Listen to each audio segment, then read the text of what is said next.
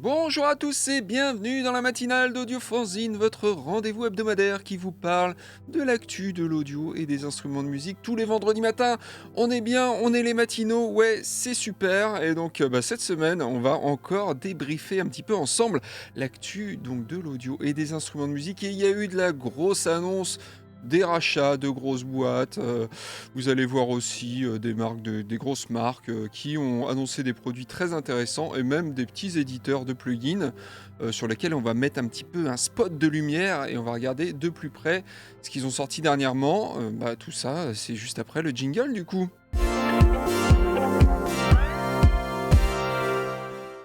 Allez, on commence cette matinale avec peut-être la plus grosse annonce de la semaine, c'est clair, car on a reçu un communiqué de presse chez Audiofanzine, le voici, le fameux communiqué de presse qui, donc, c'est une news plus business, comme vous pouvez le voir, car Fender a communiqué sur le fait qu'ils accueillaient Presonus au sein de la Fender Musical Instrument Corporation. Donc Presonus, c'est une marque pour ceux qui ne connaissent pas qui a un peu plus de 25 ans maintenant et ce sont les papas de la Stan Studio One qu'on utilise souvent avec Arnaud dans On refait le patch évidemment, mais aussi des consoles Studio Live et toute une gamme d'interfaces audio et contrôleurs. Donc un des fondateurs de Presonus a communiqué sur le fait que la marque cherchait un partenaire slash investisseur depuis quelques temps maintenant et que Fender partage la même vision et qui vont donc les aider à croître tout simplement. En tout cas, c'est le discours officiel hein, et forcément, on peut prendre cette nouvelle comme une bonne nouvelle, car oui, Fender, c'est une des plus grosses entreprises du secteur des instruments de musique, et donc l'acquisition d'une marque plutôt orientée audio comme Presonus fait complètement sens, je pense. Et clairement, elles sont sur le papier très complémentaires, mais on peut aussi avoir quelques appréhensions, notamment du côté de Presonus, car quand on voit ce qui est arrivé, Traction, notamment lors de son rachat par Mackie, ou encore ce qui est arrivé à Sonar lors de son rachat par Gibson, eh ben, on a pu s'apercevoir qu'un rachat ou une fusion, hein, appelez ça comme vous voulez, c'est pas forcément quelque chose de facile pour une entreprise et ça peut même être une manœuvre assez périlleuse. Donc voilà, les exemples du passé nous montrent que c'est pas toujours facile.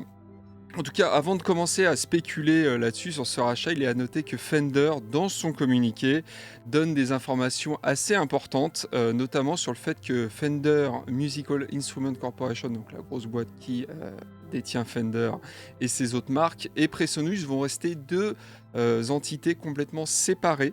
Donc ça, c'est quand même une information importante. Et la deuxième info, c'est un truc qui m'a plutôt fait sourire, on va dire.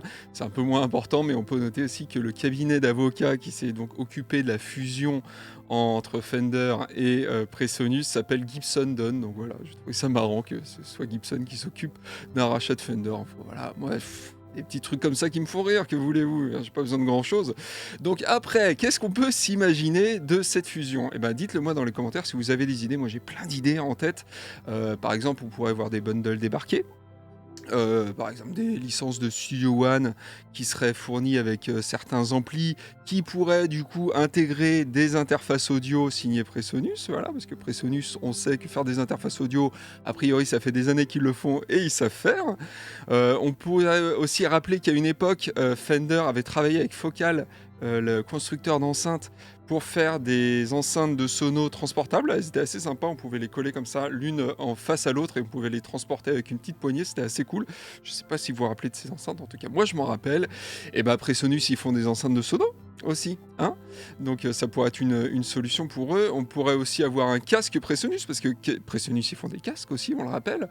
Et on pourrait avoir un casque Presonus qui intègre des simulations d'ampli, comme on peut le voir par exemple sur le dernier Mustang Micro. C'est un petit dongle que vous branchez sur votre guitare, hop, vous branchez votre casque dedans et vous avez des simulations d'ampli direct dans votre casque. Et là, on pourrait avoir, pourquoi pas, un casque signé Presonus avec des simulations d'ampli directement intégrées, comme on peut le voir d'ailleurs chez Boss, hein, ou même chez d'autres marques, chez Vox aussi, je crois, qu'ils font ça.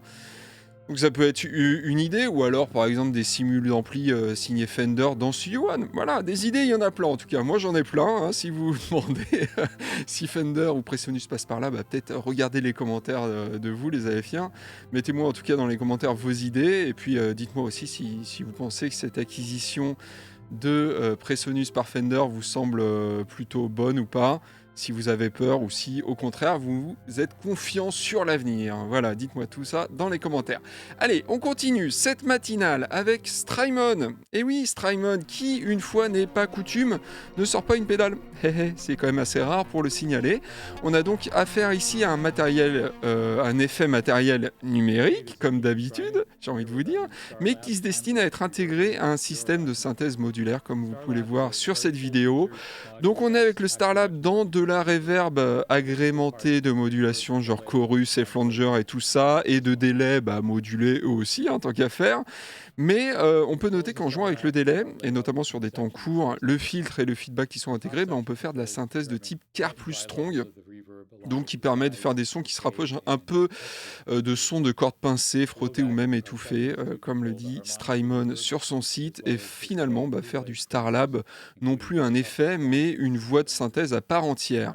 Donc le but de tout ça, c'est d'envoyer un son mono assez simple dans le Starlab, et d'en ressortir avec des sons beaucoup plus complexes, de type nappe sonore, etc., qui évoluent dans le temps, comme vous pouvez le constater notamment sur la vidéo officielle de Strymon que je suis en train de vous montrer actuellement.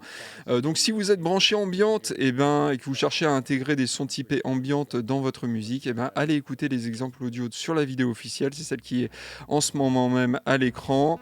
Pour les guitaristes aussi, notez que Strymon avait sorti il y a peu la Night Sky qui se rapproche pas mal de la Starlab, ou plutôt c'est la Starlab qui se rapproche de la Night Sky, dans le sens où c'est aussi une reverb de type Time Warp, donc une reverb avec, on peut faire joujou un petit peu sur des événements temporels.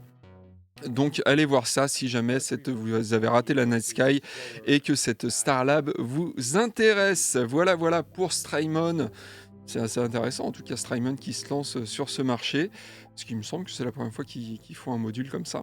En tout cas, c'est pas la première marque de pédales de guitare qui font des modules, hein. On avait notamment vu chez Meris, qui eux sont des habitués effectivement, des modules comme ça, au format Eurorack, pour nos amateurs de synthèse. Allez, on continue avec Chess Bliss, une autre marque de pédales de guitare. Alors là, c'est pas pour une pédale à proprement parler, mais ils ont présenté une pédale d'expression qui est assez originale et qui ne s'utilise pas copier, mais aussi avec les mains. Donc en gros, à la place de la pédale, on a un cylindre rotatif qui est gradué de 1 à 10.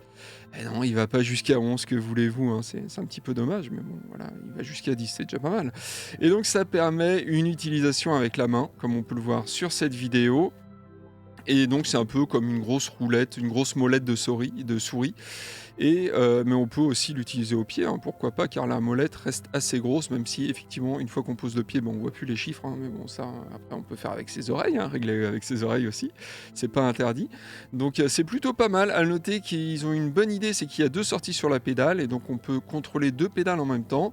Alors le prix, oui, il est pas donné, 179$, mais bon, c'est du Chess Bliss, donc on est habitué à des prix quand même assez élevés. Vous voyez aussi d'ailleurs qu'on peut, en ouvrant la pédale, régler le type, parce qu'il y a plusieurs types de pédales d'expression, suivant si on met le signal sur le type ou sur le ring du jack. Donc on peut régler tout ça, c'est assez cool. Moi je trouve l'idée assez originale, et d'ailleurs j'ai pas l'impression qu'il y ait d'autres pédales similaires sur le marché. S'il y en a d'autres, je les ai ratées, hein, c'est très possible, dites-le moi dans les commentaires. En tout cas, moi j'ai pas souvenir d'avoir un truc qui ressemble à ça, donc c'est plutôt cool. Allez, on termine cette matinale hebdomadaire avec un plugin cette fois-ci. Oui, il en faut pour tous les goûts, on a fait beaucoup de matos. Et là, il y a un plugin avec Mastering de Mix. Alors, Mastering de Mix, ils viennent de sortir, c'est assez la mode en ce moment, un suppresseur de résonance. Alors Mastering the Mix, je crois pas qu'on en ait parlé dans la matinale, pourtant ils existent depuis 2016, et donc là ils viennent de sortir Réseau, que vous voyez là, qui est un suppresseur de résonance. Et il s'apparente pas mal à des plugins comme Soothe 2 de Hawksound, de Gullfoss de Sound Theory, de Smooth Operator de Baby Audio, de TOT de Voxengo. Je vous avais prévenu, c'est pas mal à la mode, et donc ça propose d'annuler sur une prise ou sur un mix, et de supprimer ou de diminuer certaines fréquences de résonance qui sont indésirables. Donc l'avantage de ce type de traitement, c'est que c'est dynamique et donc ça marche plutôt bien, même s'il faut toujours faire attention à ne pas trop avoir la main lourde. C'est un petit peu le problème toujours avec ces plugins un peu magiques, comme ça, qui se proposent de régler des problèmes de façon automatique.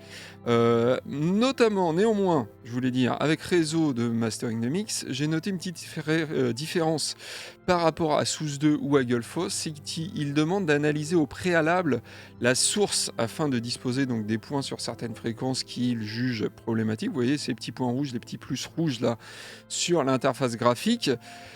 Donc voilà, il met des petits points là où il pense qu'il y a des problèmes et donc après, c'est à nous de choisir si on veut, voilà, atténuer plus ou moins ces fréquences de résonance. Alors que SOUS 2 ou Gullfoss, eux, ils analysent de manière, constante ce qui rentre dans le plugin. Ça le fait même 300 fois par seconde pour Gullfoss.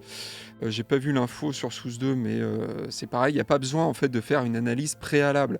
Alors que là, il y a besoin de faire une analyse préalable. Donc pour moi, Réseau a l'air de plus se rapprocher d'un EQ dynamique qui se propose d'analyser le signal au préalable, un petit peu comme le fait Ozone, hein, finalement. Donc pour moi, j'ai l'impression, alors j'ai pas essayé Réseau, hein, pour l'instant, mais j'ai l'impression qu'en tout cas, c'est une des grosses différences avec SOUS 2 et Gullfoss, que je possède personnellement et que j'aime beaucoup. Il y a une autre grosse différence de Réseau par rapport aux 2 plugins que j'ai cités précédemment, bah, c'est le prix. Parce que, en ce moment d'ailleurs il est en promo, il est à 50 €, donc c'est pas du tout le prix de Gullfoss et SOUS 2. SOUS 2 je crois qu'il est à 200 € et Gullfoss, je crois que c'est à peu près dans ces eaux-là aussi, donc c'est 4 fois plus cher. Donc forcément, c'est pas du tout le même prix, donc ça pourra intéresser certaines personnes, ce réseau de Mastering the Mix et c'est pour ça d'ailleurs que j'ai voulu en parler dans la matinale et allez voir d'ailleurs, c'est un éditeur vraiment à surveiller, Mastering the Mix, parce qu'ils ont un catalogue très intéressant, leurs plugins sont pas chers du tout et ils ont plein de trucs, ils ont moins de 10 plugins, hein, c'est pas énorme non plus, parce que c'est une boîte qui existe que depuis 2016 entre guillemets. Mais néanmoins, c'est très intéressant, donc allez jeter un coup d'œil. Voilà, donc la matinale de cette semaine, c'est terminé.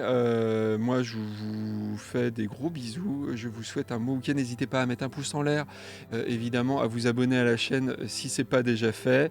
Faites de la musique ce week-end, et puis je vous dis à la semaine prochaine. Ciao.